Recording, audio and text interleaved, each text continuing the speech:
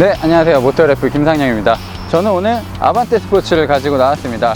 출시된 지는 꽤 됐지만 사실 저는 아직 아반떼 스포츠를 타지 못했기 때문에 굉장히 기대가 되고 있습니다. 네, 국내에서 가장 저렴한 고성능 모델로서, 고성능을 지향하는 모델로서 아반떼 스포츠가 어떤 매력을 갖고 있을지 지금부터 살펴보시도록 하겠습니다.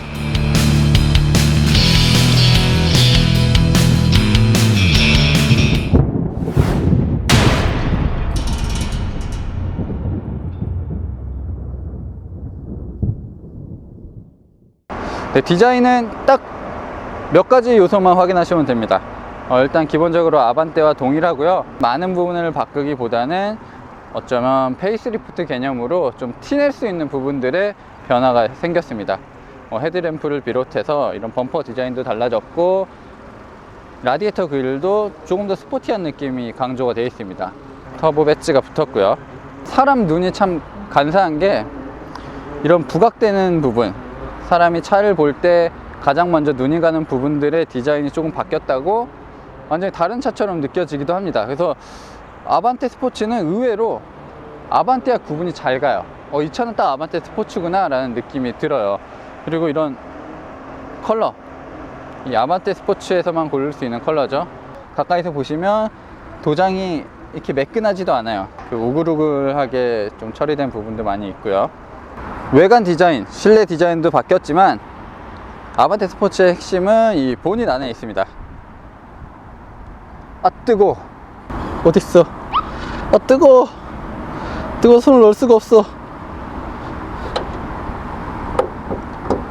뜨거. 오.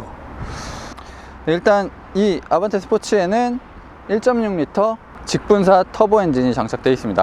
벨로스터에도 장착이 되어 있고, K3 쿠페, 그리고 이 아반떼에도 장착되는 엔진이고요.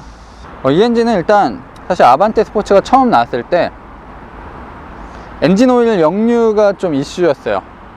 엔진 오일이 이 흡기 필터 쪽으로 많이 새어나와서 좀 문제가 된 적이 있습니다. 저는 개인적으로 이 현대차 휠 중에서 이 휠이 제일 예쁜 것 같아요. 그리고 벤투스 S1 노블2가 장착이 되어 있습니다. 이 아반떼 스포츠의 성능을 충분히 끌어올릴 수 있는 타이어고, 감당할 수 있는 타이어입니다. 요즘 이제 준준형 차의 트렌드, 준준형 모델의 트렌드는 이 리드 부분이 굉장히 짧아졌습니다. 이제 아반떼 같은 경우도 이제 트렁크라고 부를 수 있는 부분이 요만큼이잖아요. 크루즈는 더 좁습니다. 이게 요즘 트렌드인 것 같아요. 3분할 해놓은 리어 컨비네이션 램프 디자인이 적용이 되어 있고, 그리고 리어 디퓨저와 이런 머플러, 트윈틴 머플러가 적용이 되어 있습니다. 우리가 흔히 많이 볼 수 있었던 차기 때문에 이런 약간의 꾸밈만으로도 꽤 느낌이 달라지는 것 같아요. 그래서 저는 디자인적으로는 아반떼 스포츠 이렇게 꾸민 요소들이 상당히 좋다고 봅니다. 네, 실내에도 굉장히 좀 스포티함을 강조한 요소들이 있습니다. 일단 붉은색, 고성능은 붉은색이죠. 이 붉은색 스티치로 꼼꼼하게 스티어링을 감쌌어요. 줄이, 이 스티치 바늘땀이 조금 일정치 않고 좀 실이 얇은 느낌은 있네요. 일단 이런 투톤 컬러도 상당히 좋습니다. 그리고 이런 안전벨트, 이 안전벨트도 색상을 이렇게 해주는 게 좀 뭔가 다른 느낌을 줘요. 확실히 별건 아니지만 이런 식으로 해놓은 노력도 좀 가상하게 보이고, 이거는 이제 카본, 진짜 리얼 카본은 아닌 것 같고 카본 룩이죠.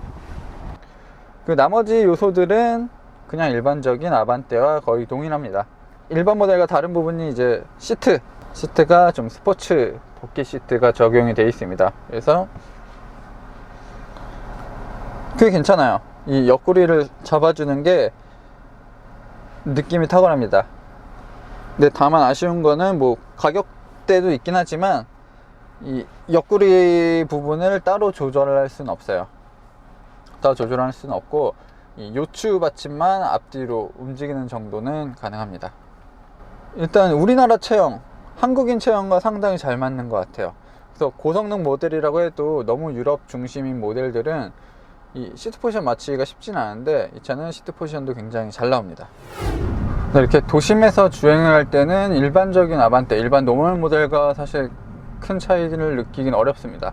뭐 승차감 면에서나 여러 가지로 거의 비슷해요. 이 DCT가 그렇게 극단적으로 작동을 하지도 않고요. 엔진이 이렇게 과민하게 반응하지도 않습니다. 그래서 일반적으로 도심을 달릴 때는 연비도 꽤 잘 나올 것 같아요. 그리고 확실히 뭔가 조금 더 이 탄탄한 느낌이 들어서 저는 승차감 측면에서도 아반떼 스포츠가 도심에서 더 나은 것 같아요. 근데 문제는 이제 그런 값어치, 그러니까 몇백만 원 더 비싼 돈을 내고 아반떼 스포츠를 살 이유가 있느냐, 이걸 잘 계산하셔서 나는 뭐 평범하게 타고 다닐 건데 라고 생각하시면 뭐 아반떼 스포츠는 굉장히 비싼 차로 느껴지시겠지만, 난 뭐 어쩌다 이제 서킷도 가고 주말에 와인딩도 타고 뭐 이런 좀 드라이빙을 하면 스트레스를 푼다 하시는 분들에게는 아반떼 스포츠만한 차도 없을 것 같아요. 예전에 폭스바겐이 GTI를 내놨을 때, 골프 GTI를 내놓았을 때 그런 혁명적인 느낌이 막 크진 않지만, 근데 일단 우리나라에서 2천만 원대 내외로 구입할 수 있는 이런 소형차 중에서, 준중형차 중에서는 정말 가장 단연 돋보이는 차라고 말할 수 있습니다.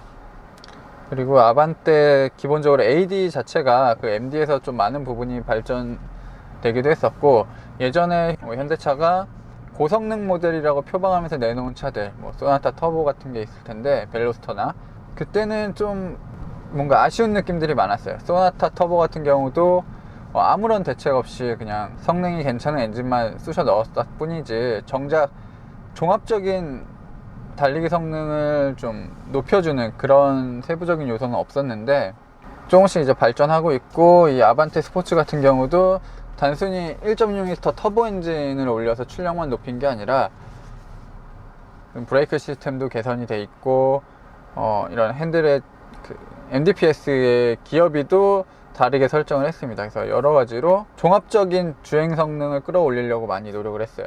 그리고 TX 제품으로 아마 스트럿바라든지 뭐 흡기 뭐 이런 쪽도 어느 정도 튜닝이 가능한 걸로 알고 있습니다. 아반떼 스포츠가 지향하는 모델은 뭐 결국은 골프 GTI입니다. 뭐 골프 GTI는 2.0L 엔진이지만 골프 GTI 수준으로 최고 출력을 많이 높여놨고요. 근데 객관적으로 그 차들에 비해서 주행 질감이 더 높진 않습니다. 그래도 일단 가격이 한 2천만 원 정도 차이 나는 모델이고, 저라면 아반떼 스포츠를 사서 한 500만 원 정도는 이제 튜닝에 좀 쏟으면 괜찮지 않을까 라는 생각이 들어요. 그러니까 적극적으로 이 스포츠 드라이빙을 하시는 분이라면 그 정도 튜닝이 좀 추가가 되면 GTI는 물론이고 뭔가 그 상위 모델까지도 부럽지 않을 것 같아요. 그리고 이 7단 DCT 변속기는 고성능 모델에는 잘 안 어울리는 것 같아요. 디젤 모델, 최대 토크가 조금 더 강력하고 효율을 강조하는 모델에는 좀 더 잘 어울리는 것 같고, 스포츠 모델에서는 그 우리가 흔히 생각하는 DCT, 그 환상을 가지고 있는 DCT와는 조금 다른 것 같아요. 스포츠 모드나 그냥 일반적으로 엔진 회전수를 막 레드존까지 때려 밟고 이럴 때 변속되는 느낌은 좋은데, 기어 변속이 빈번할 때는 그렇게 변속이 신속하지도 않고 엔진 회전수를 딱 집어주지도 못하는 것 같아요.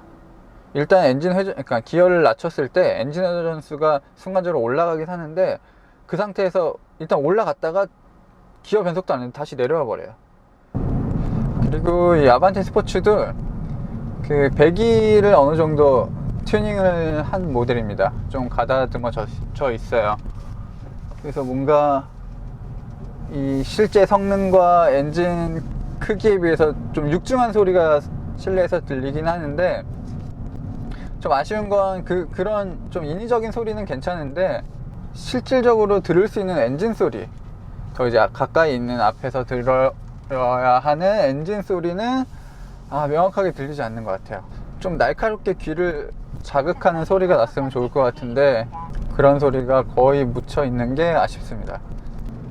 이렇게 와인딩에서도 차체가 정말 딱 바닥에 달라붙어 있는 느낌이 있고요. 롤링도 그렇게 크지 않고 뒤가 그렇게 크게 가벼운 느낌도 거의 없습니다. 그리고 이렇게 출력이 과도하게 높은 수준도 아니고 이 뒤가 갑자기 확 돌아버리는 그런 후륜구동도 아니기 때문에 제가 봤을 땐 정말 마음 편하게 200마력을 막 다 쓰면서 가지고 놀 수 있을 것 같아요. 그러니까 사실 저는 그렇게 생각하는 게, 뭔가 400마력짜리의 차를 감당도 못할 바에는 한 200마력짜리 전륜구동차로 정말 끝까지 성능을 뽑아내면서 타는 게 더 재밌을 거라고 생각하거든요. 그러니까 이게 무슨 빠름에서 오는 즐거움이라면 400마력의 후륜구동차가 뭐 맞을 수도 있겠지만, 사실 그거 제가 봤을 때 제대로 끝까지 영역을 쓸 수 있으실 분은 그렇게 많지 않으실 것 같고, 대중적으로 봤을 때 이런 200마력의 전륜구동차는 거의 대부분 남자들이면 재밌게 탈 수 있을 것 같아요.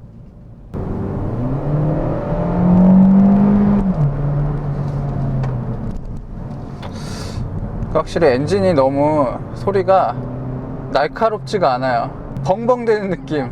이 딱 GDI 엔진 소리, 현대차의 GDI 엔진 소리가 좀 별론 것 같아요. 뭔가 또 조금 더 청량하게 소리를 내줬으면 좋겠는데, 약간 천천히 달릴 때는 그 배기 소리 튜닝한 게 상당히 멋있었는데, 이렇게 엔진에 부하가 걸릴 때 이 소리를 들어보면 일단 그 배기 튜닝한 소리도 다 먹히고 벙벙벙 하는 좀 답답한 소리가 납니다. 그리고 일단 최대 토크가 그렇게 엄청나게 강력하지 않기 때문에 이 최고 출력이 발휘되는 시점까지 회전수를 높여야 돼요. 그래야 뭔가 더 이 차의 그 완벽한 성능을 끌어낼 수가 있습니다. 그래서 사실 최대 토크가 조금 더 원활했으면 이 최고 출력이 발휘되는 시점까지 이 엔진 연수가 높아지기 전에도 뭔가 충분히 그 부족함을 달래줄 수 있을 것 같은데, 그런 면에서는 조금 아쉬워요. 그래도 이 라인 타고 가는 게 그만큼 조정성이 좋아졌다는 얘기거든요. 엔진 반응은 좀 더딜 때가 있어요, 확실히. 그래도 이 핸들링이 상당히 많이 좋아졌어요, 이 정도면. 이 크루즈도 그 주행 성능이 굉장히 탄탄하거든요. 기본기가 탄탄하고 좋은데, 이 같은 가격이었을 때 잽이 안 될 것 같은 느낌이 좀 있긴 하네요. 아반떼 스포츠 상당히 좋네요. 그러니까 변속기의 느낌만 더 스포티해진다면 훨씬 재밌을 것 같아요. 이 고속으로 내리막을 달릴 때 바깥으로 밀릴 것 같지만 좀 끝까지 버티는 느낌이 상당히 좋아요. 그만큼 좀 한계가 좀 여유롭다는 것 같아요. 아반떼였으면 이거 진작 휘청했을 것 같은데 좀 다른 면모를 보이고 있습니다. 그래도 브레이크가 끈질기게 살아 있습니다. 차체가 좀 가볍다 보니까 그렇게 무리가 크진 않은 것 같아요. 아직 좀 이런 와인딩에서는 진짜 웬만한 스포츠카한테 안 꿀릴 것 같아. 어차피 최고 출력으로 앞지르고 수 있는 곳이 아니기 때문에 돈값어치 할 것 같은데요. 약간 한 2천만 원으로 이 스팅어 정도는 무섭게 쫓아갈 수 있지 않을까. 네, 지금까지 여러 곳에서 아반떼 스포츠를 타봤습니다. 사실 서킷에 갔으면 가장 좋았을 것 같은데 여건상 서킷은 못 갔고, 그래도 와인딩을 굉장히 많이 돌아봤어요. 와인딩을 굉장히 많이 돌면서 이 차가 어떤 특징을 갖고 있는지 살펴봤는데 굉장히 일단 만족스러웠습니다. 여러 가지 문제점도 조금 현대차가 적극적으로 해결하고 있는 상황이기 때문에 저는 정말 그 길거리에서 공도에서 막 풀악셀 하시면서 진짜 칼치기 하시고 좀 위험하게 운전하시는 분들이 차라리 아반떼 스포츠를 사셔서 아반떼 원메이크들 나가시는 것도 굉장히 좋은 선택일 거라고 생각이 됩니다. 그러면서 좀 운전 스킬도 익히시고 그런 식으로 해서 조금씩 올라가시면서 이 진짜 드라이빙이 무엇인가를 경험했으면 좋겠어요. 어쨌든 저는 굉장히 만족스러웠고요. 다음에 기회가 된다면 이거의 업그레이드 버전이 또 나오게 된다면 그때는 서킷에서 여러 가지 테스트를 진행해 보도록 하겠습니다. 저는 지금까지 모터래프 김상영이었습니다.